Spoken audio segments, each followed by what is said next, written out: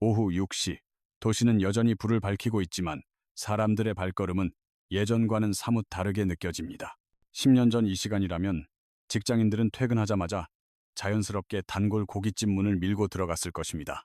오늘도 고생했다는 투박한 말 한마디에 소주잔이 부딪히며 하루의 피로를 씻어내곤 했습니다. 1차에서 2차로, 또 3차로 이어지며 밤이 깊어가는 줄 모르고 웃고 떠들던 시간들이 분명 우리에게 있었죠. 하지만 2025년 오늘, 우리들의 밤거리는 너무나 조용하게 변해버렸습니다. 강남 한복판의 화려한 술집 거리도, 을지로의 시끌벅적했던 포장마차 골목도 예전만큼 사람을 찾아보기가 힘듭니다. 숫자가 말해주는 현실은 훨씬 더 참혹하여 2025년 1분기 술집의 평균 매출은 전년보다 11%나 줄어들었습니다. 다른 소상공인들의 평균 매출 감소율이 0.76%인 것과 비교하면 무려 10배 이상이나 더 큰 충격을 술집들이 받고 있는 것입니다.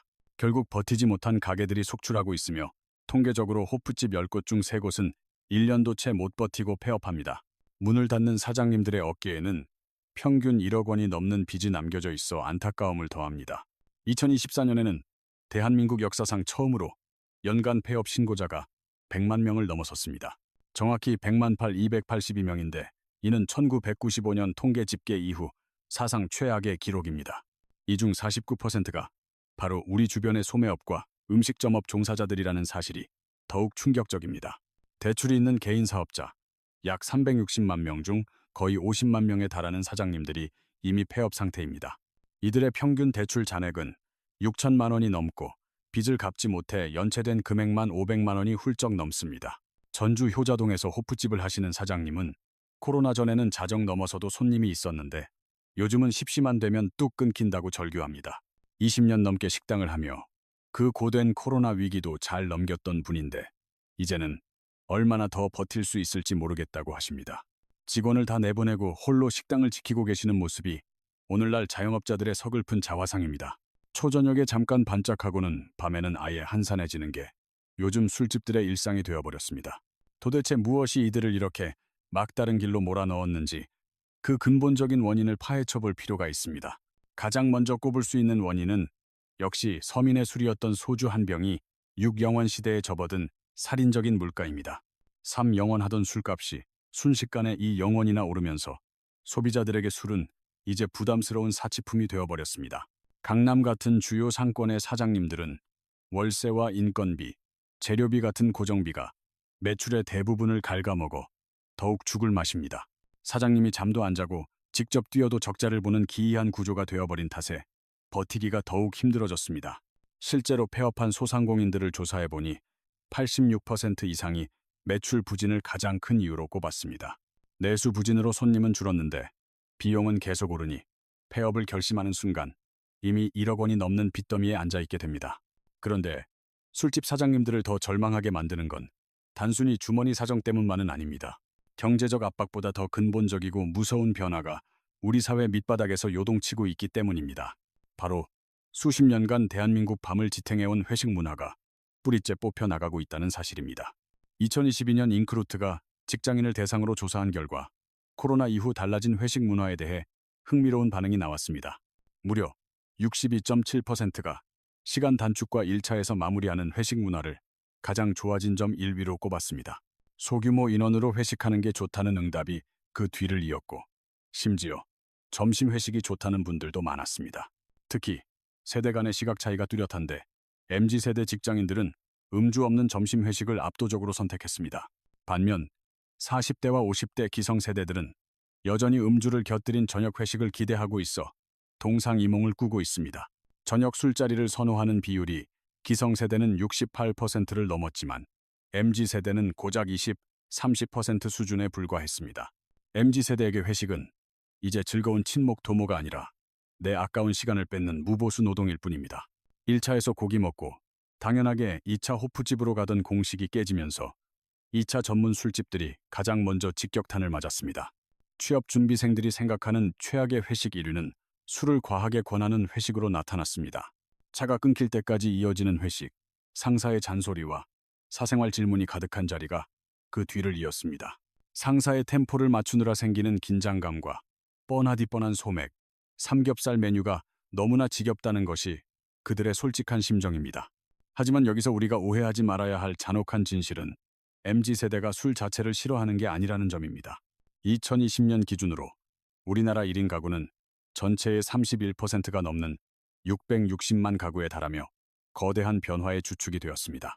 특히 MZ세대에 해당하는 20대와 30대 1인 가구 수는 5년 새 30% 가까이 폭증하며 주거 형태를 바꿨습니다. 이들이 술을 안 마시는 것이 아니라 술을 마시는 장소가 거리에서 집으로 변했을 뿐입니다. 주류 시장 트렌드 보고서에 따르면 코로나 이후 술 마시는 장소가 변했다는 응답이 65%를 넘었습니다. MZ세대는 이제 시끄러운 술집이 아니라 집에서 혼자 마시는 혼술과 홈술을 즐기는 문화로 이동했습니다. 부어라 마셔라 하는 문화 대신 분위기 좋은 곳에서 와인이나 칵테일 한 잔을 우아하게 즐깁니다. 혹은 집에서 자기가 좋아하는 술을 자기가 원하는 편안한 방식으로 마시는 것을 선호합니다. 기업들도 이 변화에 발빠르게 움직여 하이트 진로는 부담 없이 가볍게 마실 수 있는 전략을 세웠습니다. 테라 맥주를 250ml부터 500ml까지 무려 5가지 다양한 용량으로 출시하여 선택의 폭을 넓혔습니다. 위스키 시장도 마찬가지여서 대용량 대신 소용량 제품을 앞다퉈 내놓으며 홈술족을 공략하고 있습니다. 자기가 직접 술을 제조해 마시는 믹솔로지와 홈텐딩 트렌드가 확산되면서 새로운 시장이 열렸습니다. 2021년 문을 연 주류 전문샵 보틀벙커는 개점 사흘 만에 6억 원의 매출을 올리는 기염을 토하기도 했습니다. 결국 MZ세대는 집에서 혼자서 가장 개인적인 방식으로 술을 소비하고 있다는 것이 핵심입니다. 이 거대한 흐름이 수십 년간 이어져 온 대한민국 밤의 시스템을 뿌리부터 뒤흔들고 있는 것입니다. 그런데 술집의 몰락은 단순히 MZ세대의 취향 변화만으로는 다 설명할 수 없는 깊은 이유가 있습니다. 불황이 깊어지면서 사람들의 발길이 술집 대신 자기 개발의 현장으로 향하고 있기 때문입니다. 퇴근 후 40대와 50대 가장들은 이제 술잔 대신 노후 대비를 위한 자격증 학원으로 달려가고 있습니다. 20대 청년들은 좁아진 취업문을 뚫기 위해 어학과 코딩 교육에 지갑을 열며 치열하게 살고 있습니다. 미래에 대한 불안이 오늘의 달콤한 술 한 잔보다 더 크게 다가오기 시작했기 때문입니다. 여기에 넷플릭스와 유튜브 같은 강력한 디지털 매체들이 우리의 밤을 지배하면서 친구와의 만남보다 더 큰 즐거움을 주고 있습니다. 집에서 편안하게 콘텐츠를 즐기는 것이 밖에서 에너지를 쏟는 것보다 더 효율적인 휴식이 되면서 우리의 야간 외출 습관 자체가 아예 사라져버렸습니다. 특히 코로나19가 우리 사회에 남긴 상흔은 생각보다 훨씬 깊고 치명적인 형태로 남아 있습니다. 긴 사회적 거리두기 기간 동안 우리 몸에 깊이 밴 비대면 문화는 이제 되돌릴 수 없는 새로운 생활 양식이 되었습니다. 이는 단순히 일시적인 현상이 아니라 주류 시장과 유흥업계에 영구적인 수요 파괴를 일으킨 결정적인 원인입니다. 이런 흐름 속에 1인 가구의 폭증과 급격한 인구 감소까지 더해지면서 여럿이 모여 마시는 기존의 유흥업 모델은 설 자리를 잃어가고 있습니다. 전문가들은 2030년까지 지금의 유흥 문화가 절반 이하로 축소될 것이라는 어두운 전망을 내놓고 있습니다. 실제로 숫자를 들여다보면 그 참혹함이 피부로 와닿는데 2023년 폐업 사업자는 무려 98만 6천 명에 달했습니다. 이는 전년보다 14% 가까이 늘어난 수치로 자영업의 붕괴가 얼마나 빠르게 진행되고 있는지를 보여줍니다. 2024년 하반기부터는 한 달에 무려 10만 건 이상의 폐업이 쏟아지며 우리가 겪었던 그 어떤 위기보다 심각한 상황입니다. 이는 과거 IMF 외환위기 당시의 수준마저 넘어선 것으로 대한민국 자영업 생태계가 뿌리째 흔들리고 있음을 의미합니다. 2025년 1월 기준 자영업자 수는 코로나 이전보다도 훨씬 낮은 수준에 머물러 있어 회복의 기미가 보이지 않습니다. 우리가 목격하고 있는 이 대한민국 밤문화의 종말은 단순한 경기 침체 현상이 아닙니다. 그것은 세대 간 가치관의 단절이며 기성세대의 문화가 신세대의 문화로 대체되는 과정입니다. 집단에서 개인으로의 대이동이자 생존을 위한 처절한 몸부림이 우리 사회 곳곳에서 일어나고 있는 것입니다.